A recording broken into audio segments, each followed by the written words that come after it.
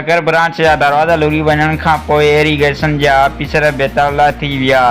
पंहिंजी पेशवाराना ज़िम्मेदारी निभाईंदड़ सखर जे senior officer साहिल जोगी ऐं ताज रिंद खे इरिगेशन जे बाला ऑफिसरनि ऐं संदनि गार्डन जा धिका माइक फुराइण जी कोशिश, मीडिया खे मौक़िफ़ ॾियण खां इनकार।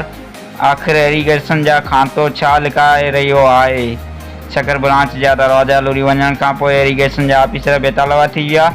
पंहिंजी पेशवाराना ज़िम्मेदारी निभाईंदड़ सखर जे सीनियर ऑफिसर साहिल जोगी ऐं ताज रिंद खे इरिगेशन जे बाला ऑफिसरनि ऐं उन्हनि जे गार्डन धिका ॾेई माइक फुराइण जी कोशिश कई। हम इस वक्त मौजूद है सखर ब्रांच पर। आप देख सकते हैं कि इरिगेशन का जो अमला है वो एक तरफ तो उनके करप्शन का भांडा फूट गया है। एक साल गुजर गया है, एक साल के दौरान सिर्फ एक गेट तब्दील हो गया है और उसके बाद आप देख सकते हैं इनके गफलत की वजह से, इनकी करप्शन की वजह से, इनकी नाली की वजह से सखर ब्रांच का